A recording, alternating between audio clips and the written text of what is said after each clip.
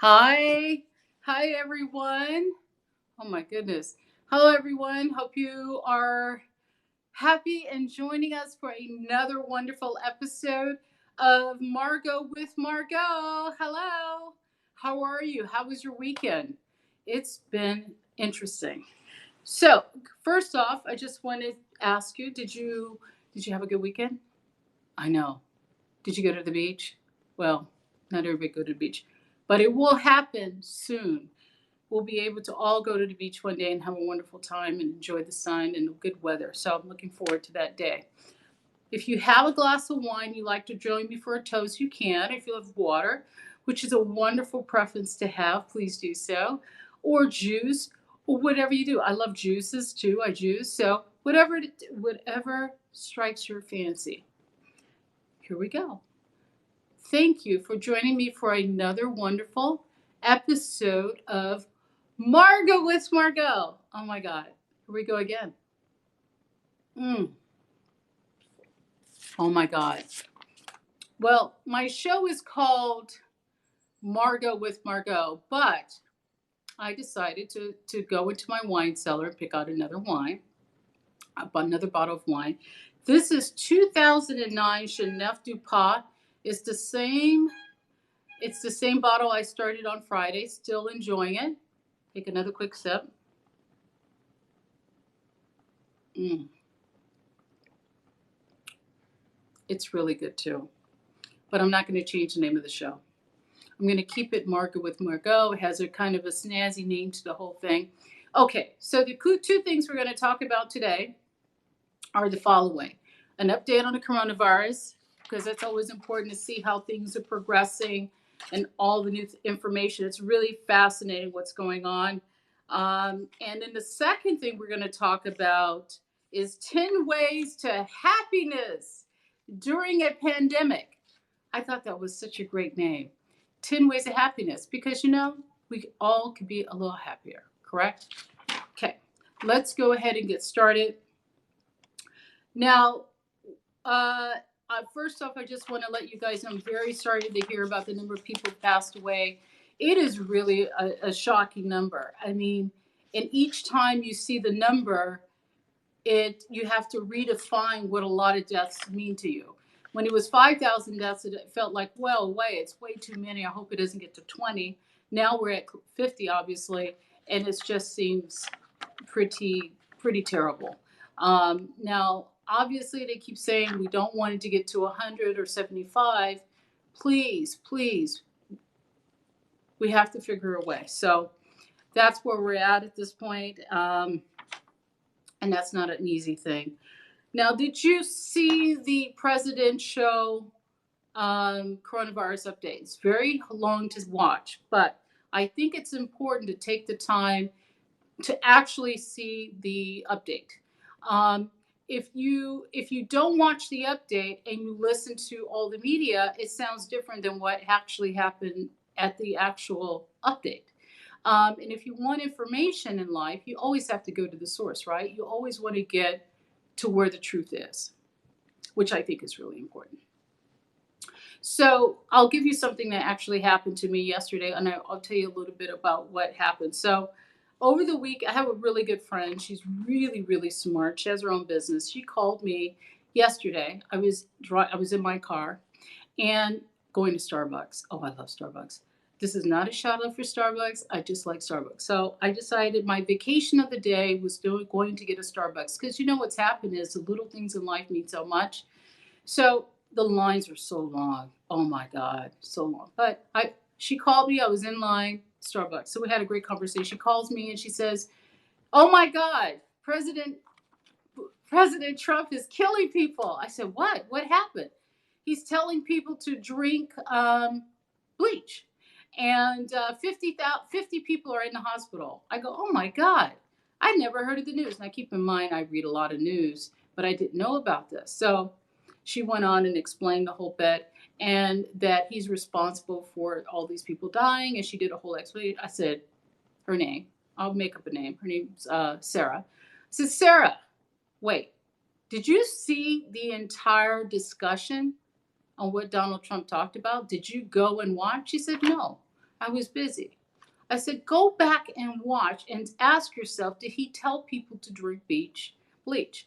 And she called me this morning early and she apologized and said, the president did not say that. I said, he did not say that. So if you have any questions about that, you can go ahead and review it and see for yourself. She did. She's really smart. I said, you have to get the truth because we're in a political season, every side, left and right, lots of information going on. You always got to figure out if the story is real because everybody's spinning information like this. And it's basically a mess. One group spinning it this way, one group spinning it this way, this way. I mean, it's crazy. And most people are so busy they don't even want to hear about it, let alone try to figure out where the truth is. But you are going to be voting. It's a really important election coming up in November, so it behooves you to take the time to do so. Now, one of the things that that I'm always aware of in what I do is I read the news reports from other countries about the US, like BBC. There's a lot of other ones out there. And maybe we'll talk about that at a later date. So I can get a better pulse of really what's happening. Because, if you read a few different articles from 2 different, 3, 4 different sides, different places, you really get a better idea of where the truth may be. And that way you can make an intelligent and good decision for your life. So I thought I didn't see the entire event today because I had a much really hectic day. So I didn't get a chance to see the presidential, all of it. I just got the highlight of it. There's lots of tests that they're doing, and they're going to be complete. The goal is to have over 2 million a week tests completed in the United States. 2 million a week. That's pretty good. How many people in the U.S.? About 340 million, 2 million a week. That's actually some high numbers, and we'll get there. And I think there's more and more companies. They're getting better at testing. It's going to be amazing. So I think it's a matter of time. We're going to get that under control. Also, I'm excited that the country is opening up. I think it's wonderful. For instance, if there are not a lot of cases and you're in good health, you don't have any underlying conditions, and you feel it's worth going out and you have a mask and you go somewhere who checks and they have a mask and they're practice social distancing, is it worth it? That's an individual choice. If you feel you don't feel it's time for you to go, don't go out. Don't go to the grocery store. Don't go to the restaurant. Don't go to the bowling alley. Don't do anything. Stay at home and wait it out, which you can as well. So I think it gives people an option. It's not like, okay, you have to go out and do all these things. You have to do all this stuff. Also, the other issue is, what if people do go to these things and they do get coronavirus and then you may get affected? That is a real possibility, and I think that's why the president's really focused on trying to get more people tested. Now, this is a great headline I read. I didn't get a chance to read the entire article, so I'm just going to give you a snap up. It's an article in the Wall Street Journal. It says a secret group of scientists and billionaires are pushing a Manhattan Project for COVID-19. A dozen of America's top scientists and collection of billionaires and industry titans say they have the answer to the coronavirus pandemic. And they have found a backdoor to deliver their plan to the White House. Really interesting news. I don't want to spend too much time on it. There's a 17-page report. You can learn who's involved, how the process works, and if you want to know and get involved, this is just fantastic. I didn't get a chance to read the report, so by tomorrow I should have a readout. I'll put the article on Margaux. I'll put it on all my social media sites so you can see the article, but you can Google it. It was in today's Wall Street Journal online, and it's written by Kyana Zimakazak. I didn't pronounce the name very good. I'm so sorry. It's KYANASZYMCZAK. So that is who you need to, if you want to Google it and look up the article, which I think is wonderful. So this is great information that a group of billionaires and this person, apparently they're doing it and at no fee or cost. So I'd be happy to learn a little bit more. Once I read the report, I would have a little bit of a better pulse of who the people are, who's involved, and I think that would be wonderful as well. I want to thank the president and everybody on the Corona Task Force for all their hard work day in, day out. This is not easy, and I really appreciate their hard work. I also appreciate all the doctors, nurses, and everything as well. I spoke to two different doctors today. I have other projects and things that I'm working on, and I thank them personally for all their very hard work of what they're doing to keep us safe and sound in a time when um, it's a disease that can kill you. I mean, that's just as poignant as it can be. Pretty scary. They are working on a number of vaccinations, which is great. Obviously, it's hitting the inner cities and places where people are impoverished, and there are many reasons why it's hitting the African American community and also the Hispanic community. Because if you're a lower social economic place, usually you're not as well educated. Typically, you typically are not exposed to the best information about things. You typically can't afford the type of healthcare, and healthcare just keeps getting pricier. The pharmaceuticals, I mean, it's just not fair, and it's not even begin to understand it's not doing well. So there's a lot of reasons why it's hitting African Americans and Hispanic Americans more, or Hispanic, whatever group, minority group it is that it's affecting. It is affecting those communities mainly because of money. Mainly because they're so busy working 2 or 3 jobs, they don't have the opportunities or can make the decisions to have better health care. They don't have those choices. So that's a whole nother discussion in itself. How do you change a person's socioeconomic standing when the world seems so difficult to do? Now that house prices are jumping up in some parts of the country where the good jobs are, and the medical expenses are getting higher, and also student loans, or everybody's in debt. So that's another discussion that we can continue to talk about at a later date. And I welcome you if you want to join me, and we'll go over steps. I have some really good plans that I'm working on, and I'm going to listen to a lot of other people to get involved. So our discussion tonight, let's just go into our discussion. It's 10 ways to happiness during a pandemic. I got to share you a quick story. So today I had, because procedures have been put off. Unimportant procedures, medical procedures have been put off, right? If it's not an essential procedure. Well, I had 2 scheduled and had to get them rescheduled. Well, what ended up happening was I scheduled both of them today because they've lessened the restrictions, and decided to do today. So I can't tell you exactly what I had, but I had 2 procedures, one first thing in the morning and one a few hours ago. And immediately after I had the second one, because both of them told me it was not going to be painful, and you know how that whole thing goes. It was, and I was going to cancel tonight. And then I realized that the point of the show was happiness. And I said to myself, if I don't do this show tonight, I won't be happy, because doing this show with you, seeing you 5 days a week, talking to you, seeing the emails, seeing the response, I said to myself, this brings me pure joy. It isn't, and it's only a half hour of the day. I could easily go take a nap or sleep in tomorrow. I can make up for the difference. But it was important for me to spend the time with you, because I wanted to tell you that you are the reason I'm happier. And if you do something you love from the bottom of your heart that brings you pure joy, then you should do it anyway. Because life is so short, right? And this is only a half hour. I can do other stuff. But this brings me so much joy, and had already stated online in many places I was going to do the show, and I just didn't want to cancel. And I was torn inside. And then it hit me that this is what brings me happiness.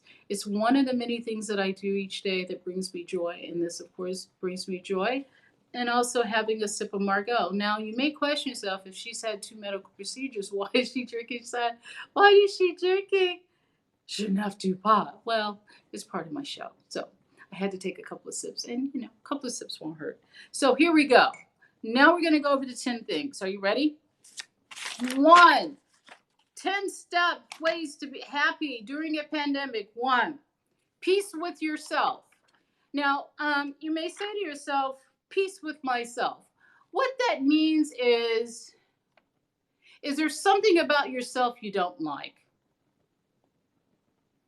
And why you don't like it? You got to think about that. So the question becomes, why am I not at peace with myself?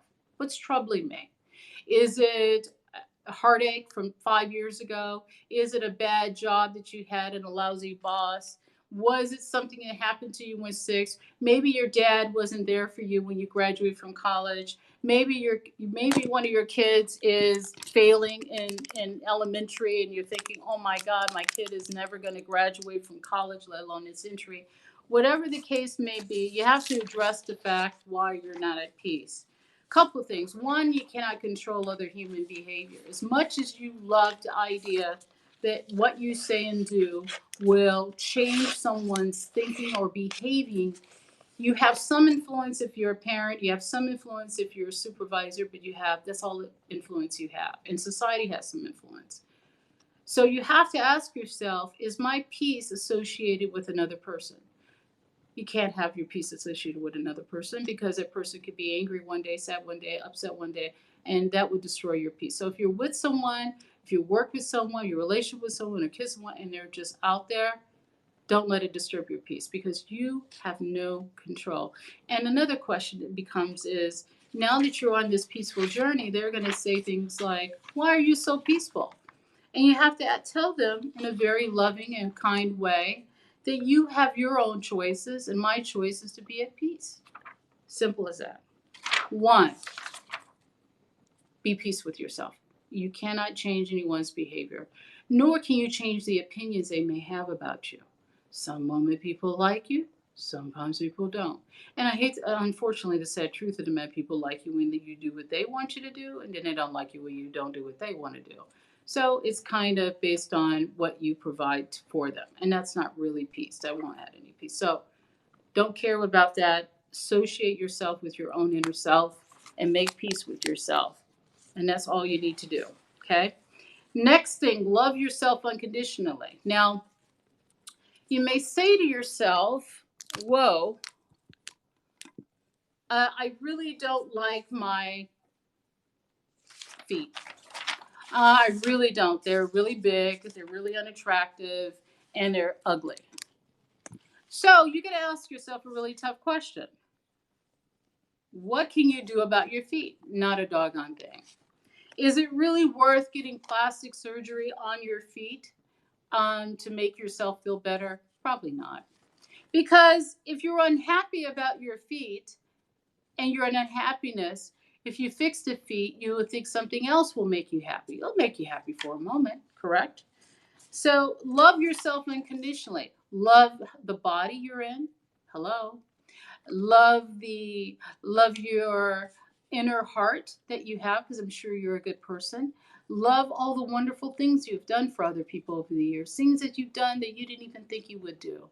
Maybe it's opening a door for an old lady who was getting her groceries put in a car. Maybe it was just a few dollars, you saw a homeless guy.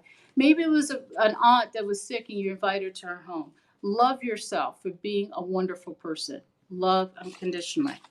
Number 3, be positive. Now, you may ask yourself, well, if I see my glass half full, will that change my life, right? Because you think to yourself, it's a glass. Some people say, I like my glass half full. And other people will say, I like my glass, half empty. I only see it as half empty. Now, the difference is if you see your glass as half full, how would you feel about that glass? You probably feel really good because you would say to yourself, my glass is half full.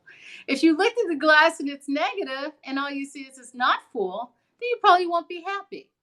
So, happiness is really a decision to see things through a positive lens, right? I can look at my car as being a piece of mess, or I can look at my car as a wonderful vehicle that I have at this very moment. I will be getting a new one. And it's taking me from point A to point B, so I'm grateful. So it's all attitude. So positivity changes your life dramatically. One, and have positive expectations, correct?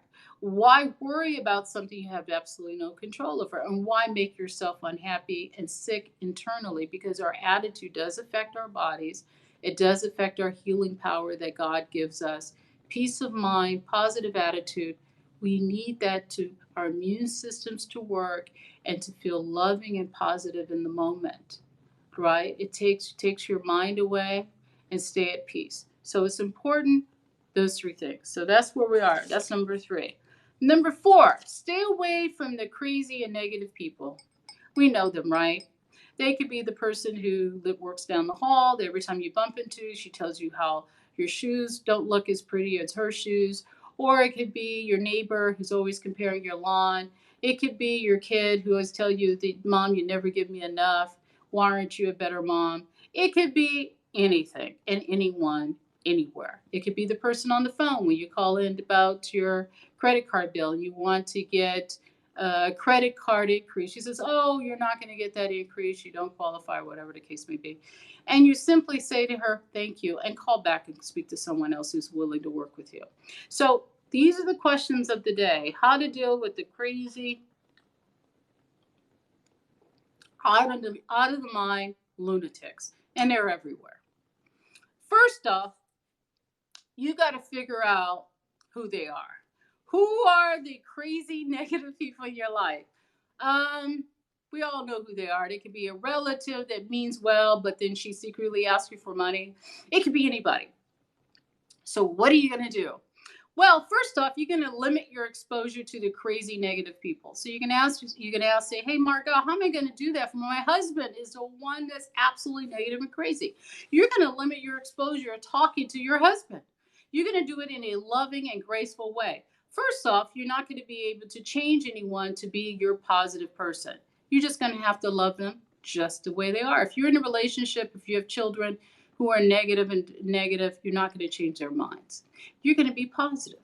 You are going to make a conscious choice that you're not going to make them positive. You can't control their behavior. But what you can control is yourself, and you control what you do and what you say. So, first off, you cannot control them. Over. Next step is deciding how are you going to interact with them. Suppose you have a negative husband. I don't know. Make up a sample. Oh, he's always complaining. "Oh, you're always with your mom and you never spend any time with me." First off, you've tried to figure out if you can solve the problem. So you sit down, you speak to your husband, try to get to the real issue. When you realize that he will say that no matter what, because there are people who are just negative, or it could be female. I'm not blaming men. It could be women, men, children, anybody. It could be anyone around you. These are just crazy examples I'm pulling off the top of my head. You're going to have to make a choice. If I try to work this out, it isn't working, then you're just going to have to do what I call gracefully ignoring them. And you do it in a wonderful way. "Honey, I'm just so angry that things haven't worked out today." You go, "Bill, I'm so sad to hear that, darling. I love you and I'm here for you. I'm going to go take a quick bath." You try to figure out, you give it like 15, 20 minutes and you gracefully let them go. If it's your children, well, it's a little more complicated. We may have to do a whole show on dealing with children, but you get the gist. You cannot control your children, but you can control what you say and draw boundaries on relationship. Draw boundaries on how you refuse to be treated and allow them to take over your life. If it's a negative person, it's a family member, sister, mother, dad, cousin, whatever the case may be. There's always a feeling of guilt. Some people feel like, "Oh, it's my cousin, I should speak to him." You don't have to. So what you do, you let them know you're there for them, but you're not going to let them eat up your day and totally destroy your moment, because you're a happy person, right? So suppose your cousin Julie calls you, and Julie is a person who's negative. Your stomach starts to feel, "Oh God, she's calling me." And sometimes it's good to ignore people a couple of times. It just depends on how they react, and then you kind of work your way around it. So what you do is you'll call her. Suppose you call her this one time. This is the new you. "Hi, Julie. How are you doing? How's everything?" She's going to give you the whole spiel of how bad everything is. You say, "I'm so sorry, Julie, to hear about what you're going through. I understand. I'm here for you. I think you're wonderful. Is there anything I can do to help?" She'll give you a long list. Now, if you can help her, chances are you won't be able to, because it's her whole mental attitude and she can only control it. But you're letting her know that you're here to help. So you're being a loving, wonderful friend and a loving relative.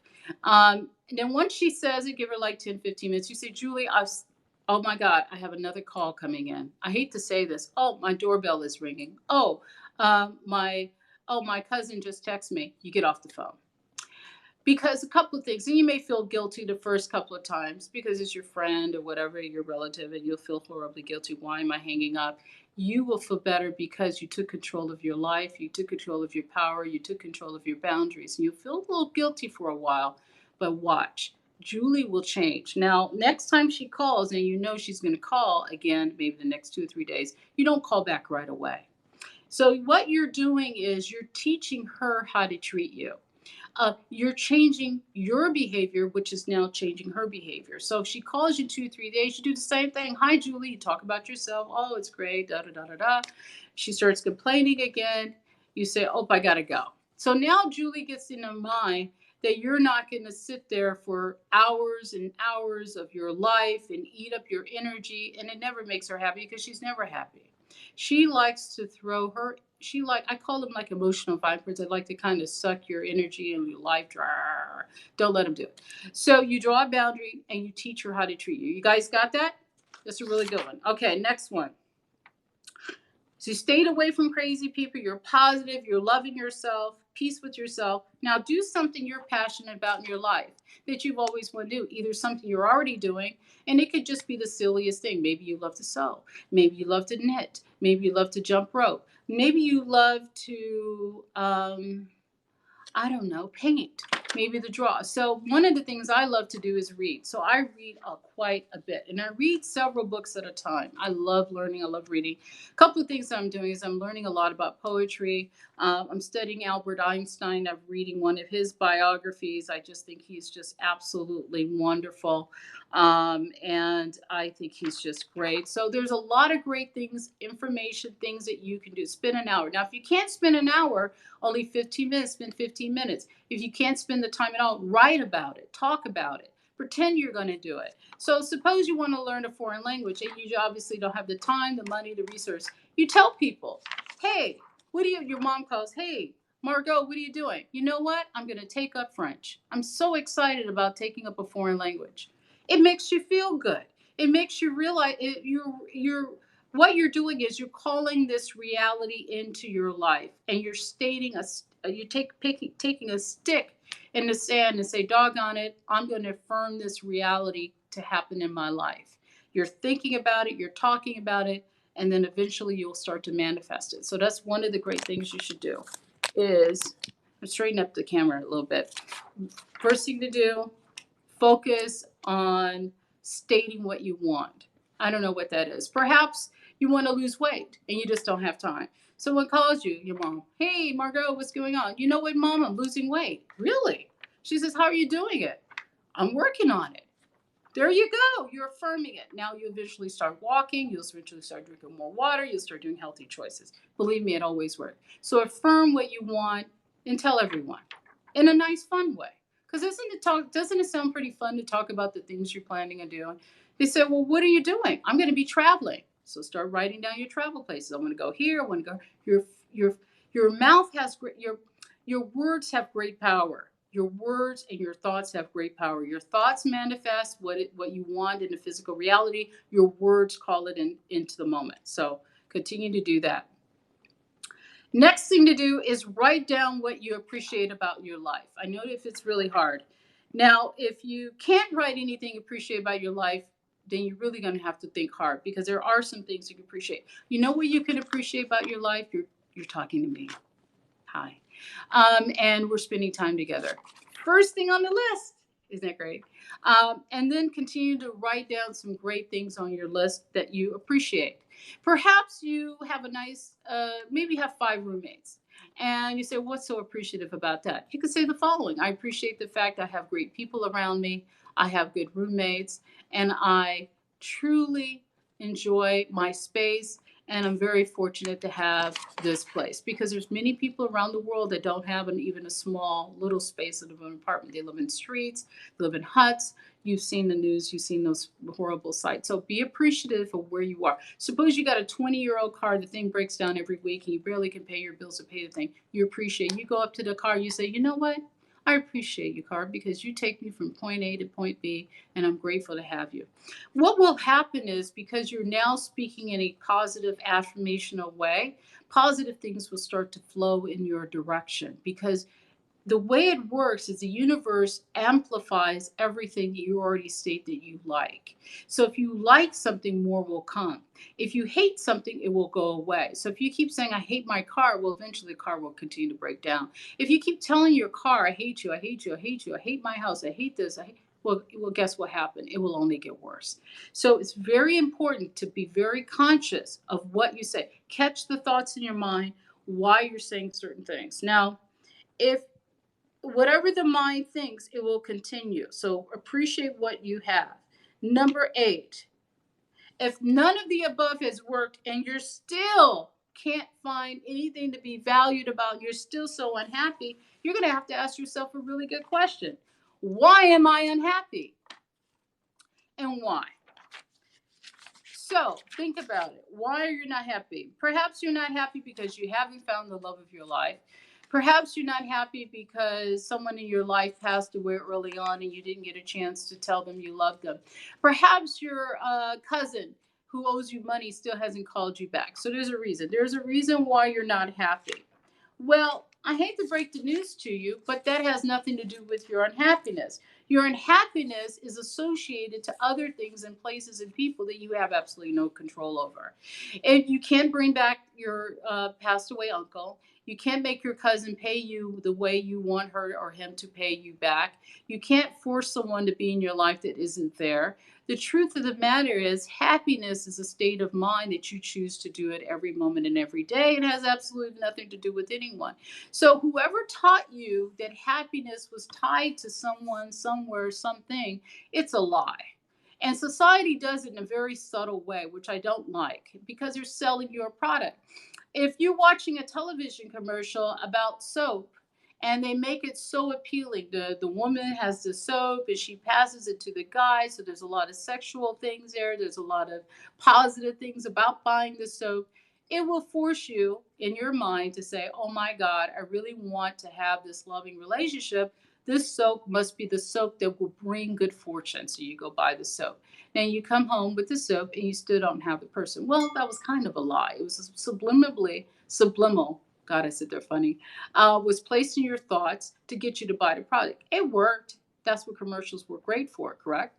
And they sort of shape everything we do and what products we buy, even if we're not even aware of it. Have you ever gone to the store, you said, I want to buy chocolate ice cream, but you saw an ice cream commercial and all you keep thinking about is, I got to buy this particular brand. And you don't even know why, but you think that brand is better because you saw a commercial. It has nothing to do with it, that it's a better brand. Sometimes the store bought products are just as quality. I can give you countless stories about that. So don't buy into what makes you happy outside of yourself, other people, other expectations. Happiness is a personal choice, loving choice that you decide. And you make that choice based on how you feel. So that's the key. Always stay positive. Always stay positive. So if none of those work, ask yourself why you're not happy. Okay? You got it? Next thing on the list, after you realize what doesn't make you happy, you now continue to write lists of what makes you happy. And you build on the list. Now, of course, you can't do all those things, but put it on the refrigerator, put it in your wallet, put it on your iPad, and look at it. These are the things that make me happy, and just start doing them. Now, may take you years, may take a while, may take months, may take time. But if you keep looking at it and reminding yourself when you're not happy, you will continue to build on your happiness. I know what makes me happy. I love people. I love traveling. I love connecting, even doing the show. I love talking to my family. So there's a lot of positive things that I enjoy. Write it on a list. There you go. Okay.